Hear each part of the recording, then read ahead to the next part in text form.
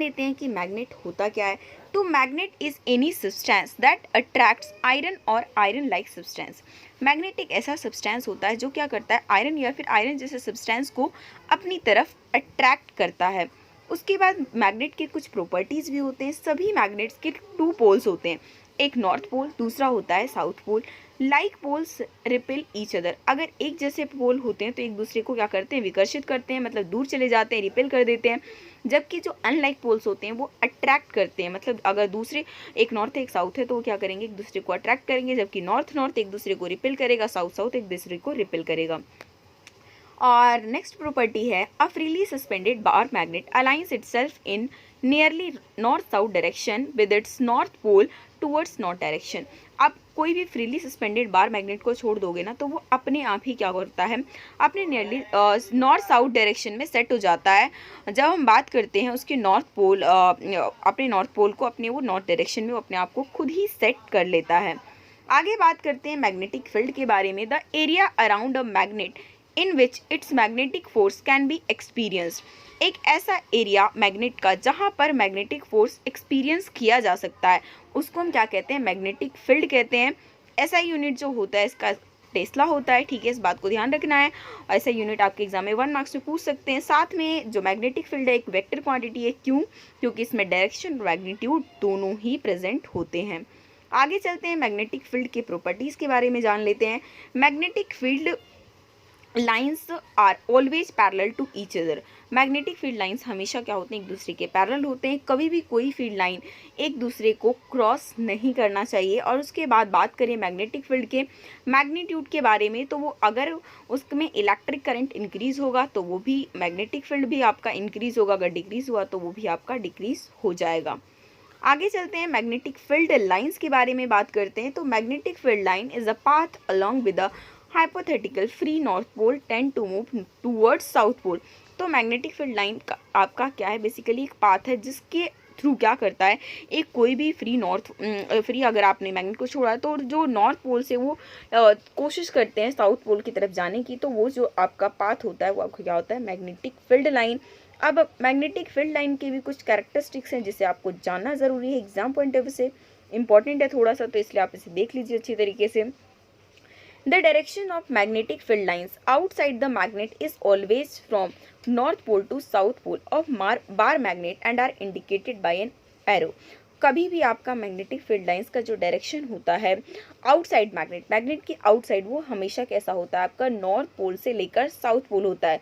लेकिन अगर वही बात करें इनसाइड द मैग्नेट के अंदर के बारे में बात करें तो डायरेक्शन ऑफ फील्ड लाइन क्या होता है, south pole to north pole होता है। तो इसी वजह से मैग्नेटिक फील्ड लाइंस क्या होता है, एक क्लोज्ड कर्व्स की शेप में होता है। क्वेश्चन इस तरीके से पूछ सकते हैं कि मैग्नेटिक फील्ड लाइंस आपका क्लोज्ड कर्व क्यों होता है, तब भी आपको ये पूरा का पूरा आंसर लिखना होगा। नेक्स्ट है the strength of magnetic field is expressed by closeness of magnetic field line. कि मैग्नेटिक फील्ड में कितनी स्ट्रेंथ होगी, ये इस बात से पता चलता है कि मैग्नेटिक फील्ड लाइन कितने ज़्यादा क्लोज हैं। जितना ज़्यादा लाइन क्लोज होगा उतना ही ज़्यादा उसमें स्ट्रेंथ होगी, और जितना कम हुआ उतना ही कम उसकी स्ट्रेंथ होने वाली है। आगे चलते हैं, third point, no two field lines will intersect each other.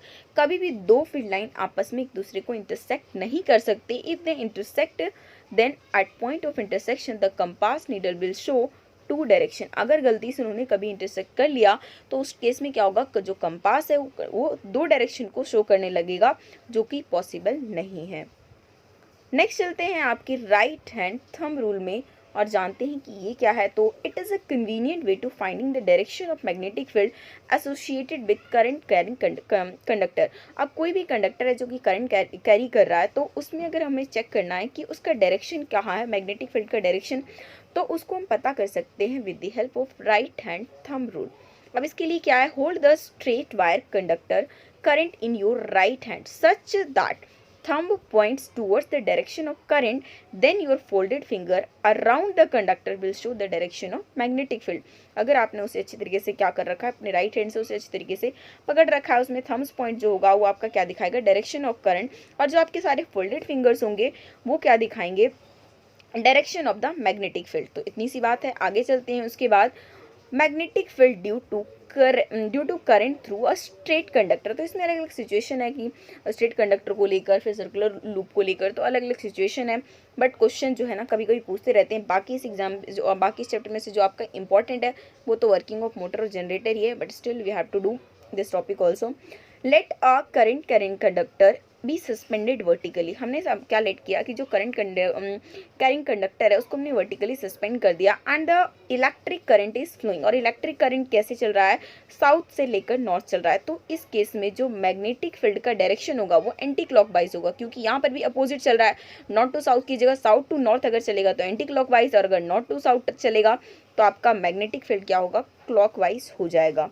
Next है a current carrying straight conductor has magnetic field in the form of concentric circle. अब इसमें क्या होता है कि जो भी आपका स्ट्रेट कंडक्टर होता है उसका मैग्नेटिक फील्ड किस तरीके से बनता है, कॉन्सेंट्रिक सर्कल की तरह।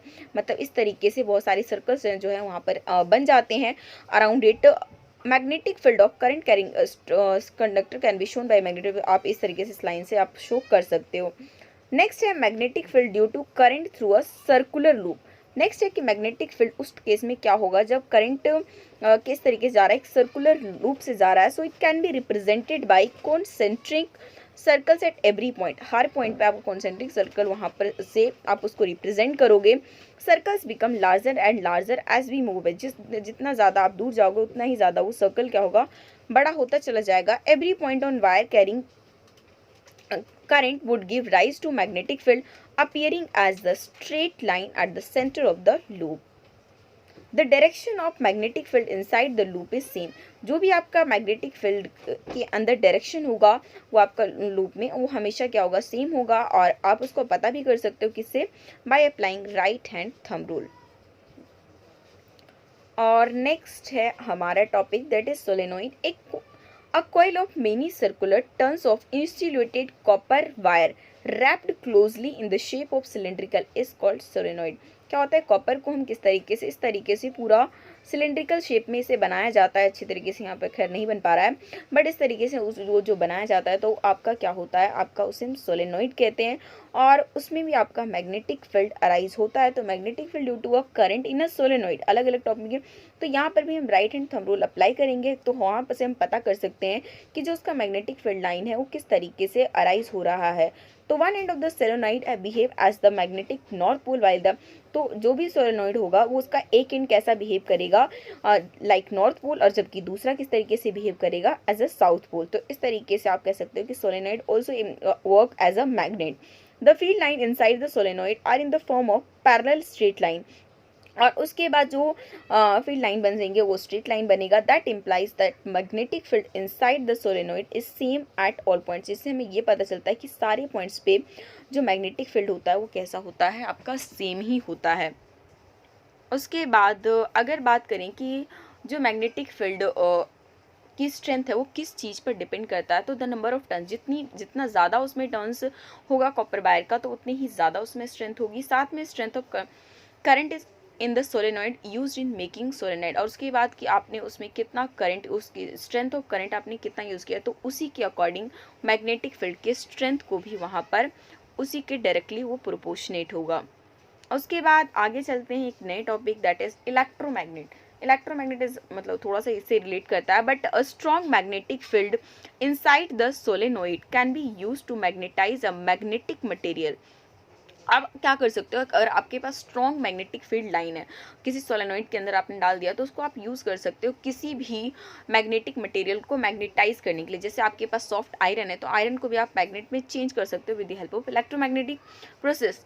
When it is placed inside the coil, जब आप उसे कॉइल के अंदर डाल दोगे तो ये चीज़ पॉसिबल हो सकता है। द मैग्नेट सो फॉर्म्ड, और इससे जो मैग्नेट बनता है उसको हम इलेक्ट्रोमैग्नेट कहते हैं, जो कि आपका एक टेम्परेरी मैग्नेट होता है। तो आपके एग्जाम में ये क्वेश्चन भी पूछ सकते हैं कि what is difference between permanent magnet और इलेक्ट्रोमैग्नेट, और हम ये भी कह सकते हैं कि इलेक्ट्रोमैग्नेट आपका क्या है, टेम्परेरी मैग्नेट है। तो बात करें सबसे पहले इसके डिफरेंस के बारे में, तो permanent magnet can retain magnetise property for a long time. जो परमानेंट मैग्नेट होता है वो नेचुरली पाया जाता है, उसमें क्या होता है मैग्नेटिक जो प्रॉपर्टी है वो लंबे टाइम तक चलता रहता है, उसमें रिटेन रख सकता है जब तक कि ये डीमैग्नेटाइज ना हो जाए, क्योंकि कुछ भी चीज़ आपको पता है कि दुनिया में जो भी आया वो जाएगा तो ज़रूर। तो ऑफकोर्स मैग्नेट की भी जो है प्रॉपर्टी धीरे धीरे जाने लगते हैं, उसके वेरियस फैक्टर्स होते हैं, लेकिन बात करें परमानेंट मैग्नेट तो लंबे टाइम तक चलता है।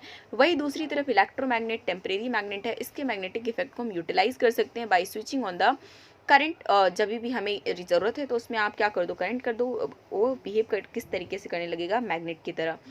और उसके बाद नेक्स्ट पॉइंट है हमारा magnetic field strength can not be change. जो मैग्नेटिक फील्ड की स्ट्रेंथ होती है उस चीज़ को आप चेंज नहीं कर सकते हैं, जबकि यहाँ इस वाले बार में बात करें आपका नेचुरल मैग्नेट में, मतलब बोले तो आपका परमानेंट मैग्नेट में। और यहाँ पर इलेक्ट्रोमैग्नेट में क्या है कि magnetic field strength can be either, आप इसमें मैग्नेटिक फील्ड को इंक्रीज भी करवा सकते हो, डिक्रीज भी करवा सकते हो, जितना आप करंट उसमें दोगे उसके अकॉर्डिंग ही मैग्नेटिक फील्ड उसमें बनेगा।